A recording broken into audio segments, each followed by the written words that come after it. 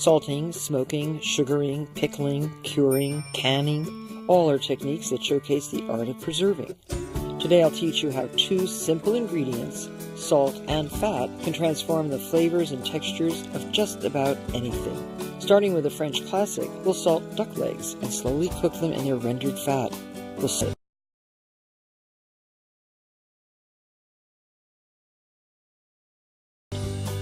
Next, lemon and tomato confit, both of which make excellent gravlax, essential to any Scandinavian smorgasbord.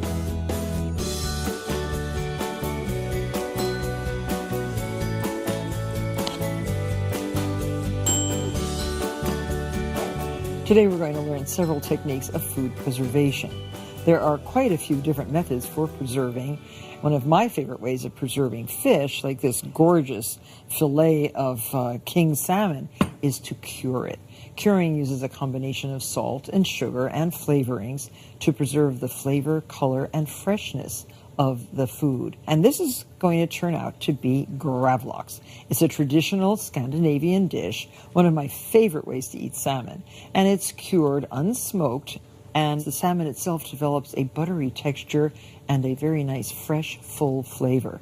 First, make a dry marinade using coriander seeds, about 2 teaspoons, 2 tablespoons of sugar, and that's for a 3-pound piece of fish.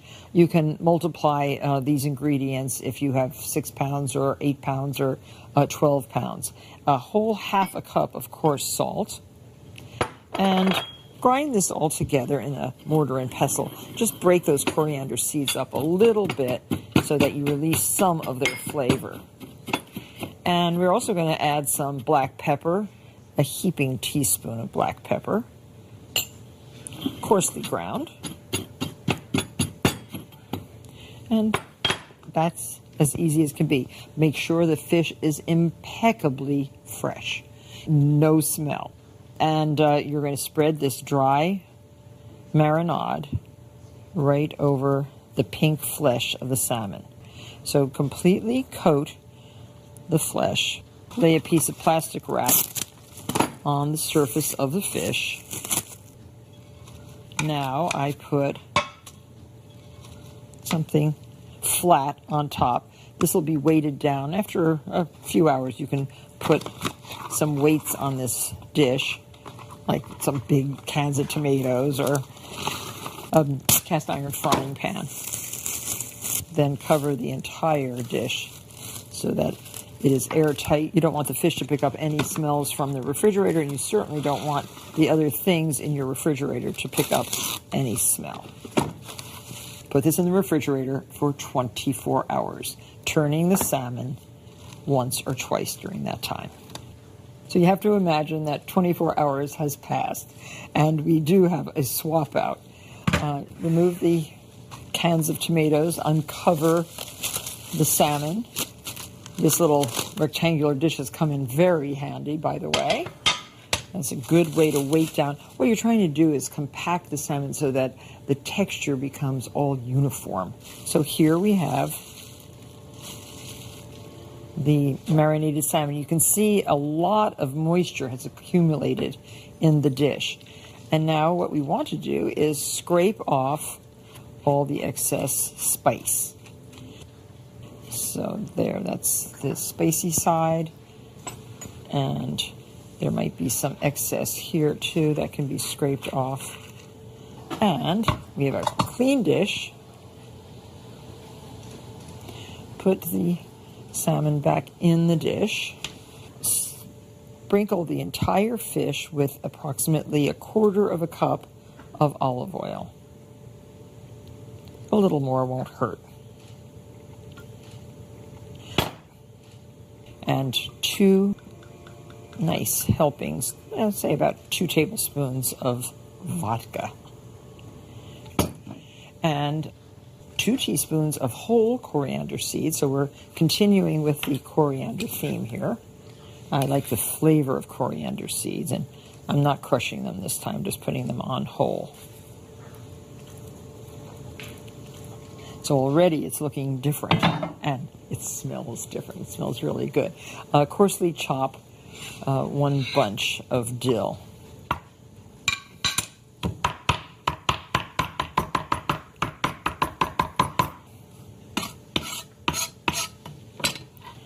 And now spread that all over. And this is going to stay, again, in the refrigerator, covered and weighted down for another 24 hours. So here we have our 48-hour cured salmon. Scrape off the dill and the coriander seeds. Those little bones that are in the fish can be pulled out with pliers like this. You can see how flat the ends are of the pliers, and that's for easy removal of those pin bones that are sometimes stuck in the sides of the salmon.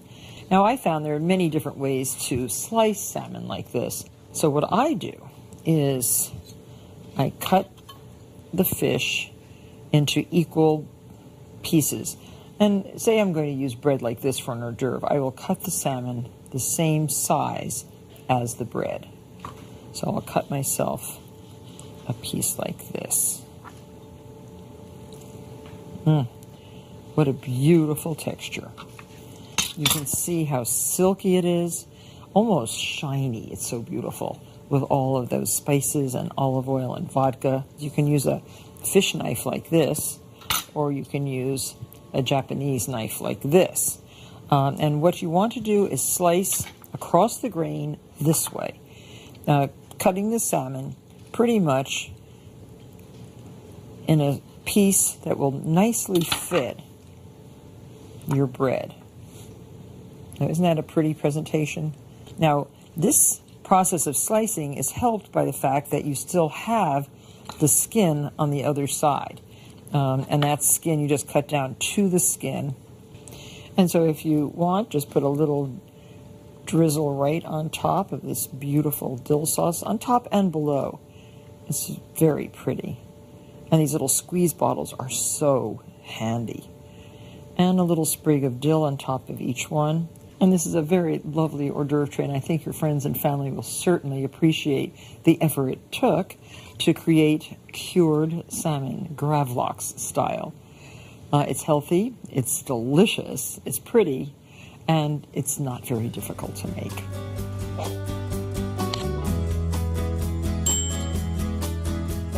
And now we're going to confit some duck legs and thighs. Confit is a French word which means to conserve or to preserve. And duck confit is a rich, silky, and indulgent dish. It's made by curing duck legs like this. Beautiful duck legs from the Moulard duck, which is a cross between a female Peking duck and a male Muscovy duck. And the legs are very meaty. They're not terribly fatty. And I am trimming any excess fat and skin off each of the legs. This fat that's in this bowl is from all of these legs, and this we can render very slowly over a low flame to melt it down, because duck fat is just one of those things that everybody should have a container in your freezer for cooking potatoes or doing any number of elegant French dishes. And we're using altogether 4.5 pounds of duck legs and thighs. We're going to do a dry marinade again on this meat. So we have juniper berries, 1 teaspoon of juniper berries, which we're going to crush, hopefully, in our mortar and pestle. Now, juniper berries come from the juniper tree. I'm going to, they smell so good. They smell just like a juniper tree. Kind of winey and delicious. 3 bay leaves broken up. 6 cloves of garlic smashed. These are peeled and smashed garlic. And 3 tablespoons of salt. Sounds like a lot of salt, but again, remember, we are curing. We're curing with salt. We're curing with thyme, T-I-M-E. And in this case, also refrigeration. So there, nicely mashed up. It's still a very, very rough mix. Sprinkle it over the legs and toss the legs around so that each one has some of this marinade sec, they call it, dry, on each piece. So just rub it all in. So this gets covered and put into the refrigerator for 24 hours. You can also keep it in the refrigerator for up to 2 days. Confit is one of the oldest cooking techniques, and it's been used since ancient times to keep meat from spoiling. Cooks learned early on that if you store something under an airtight layer of fat, it lasts longer. So that's what we're going to do. We're going to first cook the duck that's been marinating here in this dry marinade, and then we are going to store it under a layer of pure duck fat. Now, we did not have enough fat from just the legs and thighs, so we supplemented with some additional fat that we bought, duck fat. And so we're going to melt this, and we will keep this at a consistent temperature at 200 degrees. Clean off all the salt and spices from the duck legs, and we're going to put this in the fat, skin side down. And you see I am using a thermometer. It's a very good thing to make sure that the heat stays at approximately 200 degrees. Many recipes call for a combination of lard and other fat, but for duck, however, use duck fat exclusively, as lard would add a hint of pork flavor. 7 cups was just enough of the duck fat to completely submerge the legs and thighs. I'm going to raise this temperature to 200 degrees, and I'm going to cook until the fat is clear and a knife stuck into one of the legs slides out easily. About 3 hours. So I'm going to monitor it very, very carefully. Keep adjusting the heat to keep the temperature consistent. So it has been 3 hours, and our duck breasts are submerged in a very pretty clear yellow fat, and they have decreased in size quite substantially. The meat has contracted, actually shrunk in size, and the fat has completely melted off. And you can see how much yellow fat. There's more fat now in this pot than there was when we started. So gently, gently remove the legs from the fat and place in one layer in a dish like this. It's very important to make this in one layer because we want to now submerge it again in the fat. You can ladle the hot fat into a strainer. This is to remove any of the little impurities, the little brown bits. So now pour the fat over all of the duck legs and then refrigerate until the fat is completely solidified. So now we're going to dig one of these legs out of the fat. What I'm trying to do is just get one leg, scrape off the excess fat, peel it off, and put it in a cold skillet. This iron skillet is perfect. And reheat it slowly. You don't want to brown it. And this is on very low heat. Cover and let it warm and crisp a little bit. And you'll spoon off the excess fat as it cooks. It's going to take about 8 minutes. We have a salad of frisée, of endive, dried sour cherries, and a nice mustardy vinaigrette. You can toss your salad.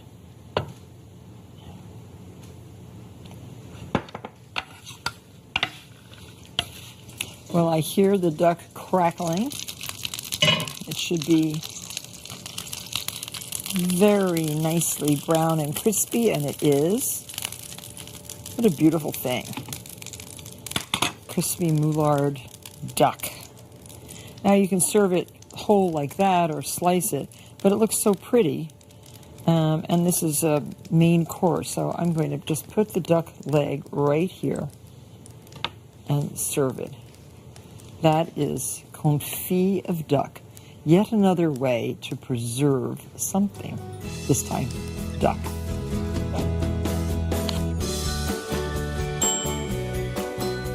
Not only can you confit duck, you can also confit many other things, including tomatoes.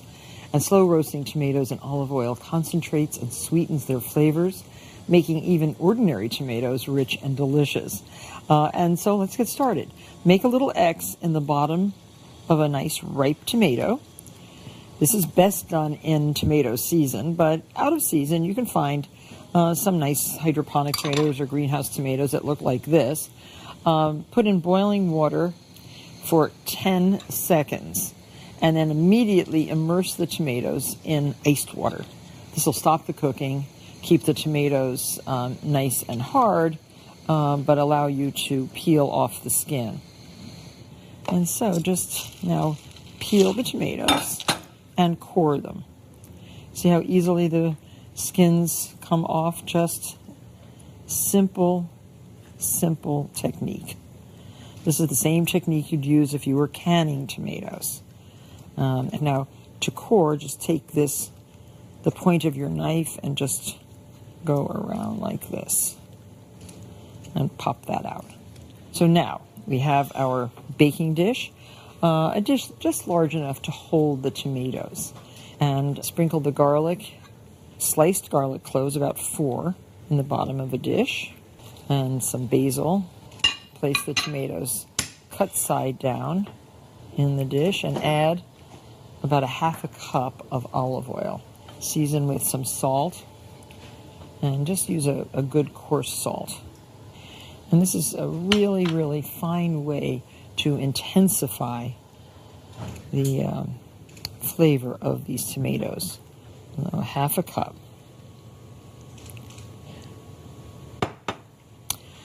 And now these will kind of collapse after 50 minutes, and they will be lightly browned and very tender. I'll show you what they look like.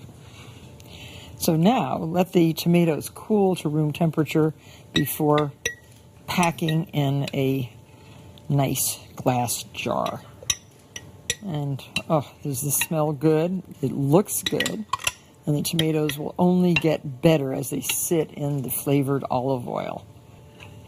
Ball jars like this are very useful. These are the old-fashioned canning jars in which you pack vegetables, fruits, relishes, pickles, confits. And make sure you use all of this olive oil.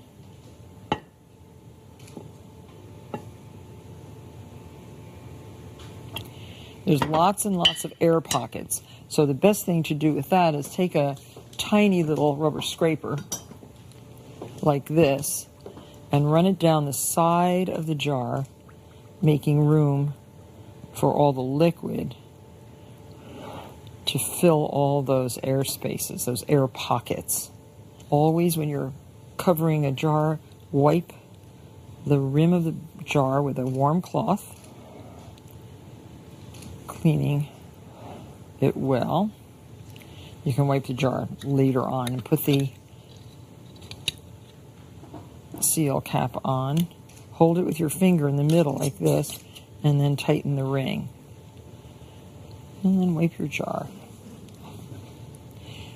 Now, tomato confit actually improves as it sits.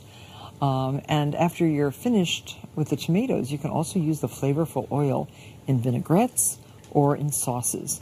When you're grilling, just spoon a little bit of that garlicky, basil-y, tomatoey oil on your chicken or on your fish, and it too will greatly improve those flavors. So you can confit little cherry tomatoes. These are many different colors, as well as the large tomatoes. A very good way to use up some of those excess tomatoes from your garden or from the farmer's market. Now, remember, once confit like this and put in olive oil, you must refrigerate these, and they'll stay in your refrigerator for several weeks. But don't forget to use them. They're delicious.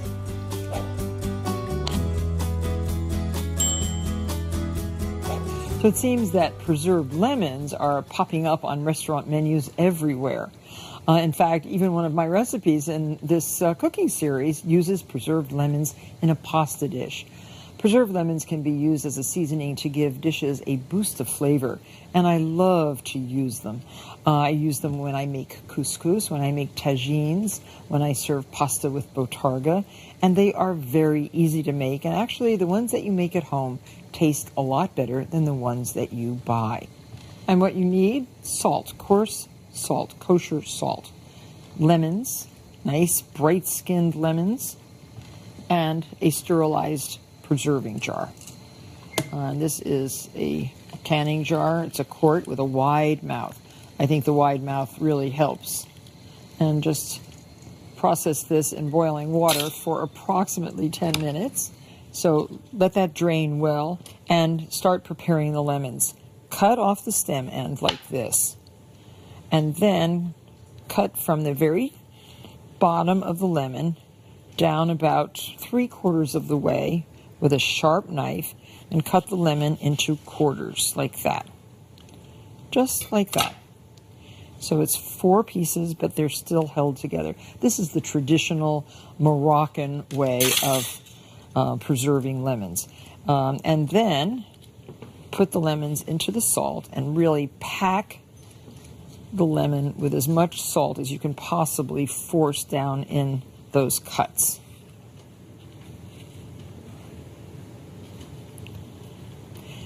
Put a little bit of salt in the bottom of the jar and start putting these packed lemons. You see there's salt down each of the cuts. Put the lemon right into the jar. And you may get 4 or 5 lemons in a jar. And you see the lemons are getting softer immediately. The salt reacts with the lemon flesh and the juice. It softens them, but it actually still keeps them a nice texture. So I'm just putting as much salt in this jar as I possibly can, squashing those lemons down, and this will go right into the refrigerator. Again, remember to wipe the seal. The juices will exude from the lemons, and you'll have a lot of juice as well as salty juice as the lemon sits in the jar. So there, that goes right into the refrigerator. Now, if you're going to be using these lemons for cooking, once they've stayed in the salt for up to a month, you take the lemon out. See it? Totally different texture. Scrape out the flesh. It's the peel that you're looking for. And you can blanch the peel in a little bit of hot water, or if you're using it in a Bastilla, you can just use it like this. But it's a kind of almost translucent lemon peel. And whatever size you want to cut it into. Generally, it's a small cube like this. Very pungent, very tasty preserved lemons. Preserved lemons will keep for a year or more in a dark cupboard. The ideal curing time is probably 3 months. However, in as little as 1 month, the salt will have pulled all the water out of the rind, transforming it into a flavorful ingredient. An ingredient as flavorful and as versatile as vinegar, salt, or spice. While all or some of these preserving techniques might be new to you, I think you'll find that they are certainly worth trying. I hope you enjoyed today's lesson. See you next time on Martha's Cooking School. For video clips, recipes,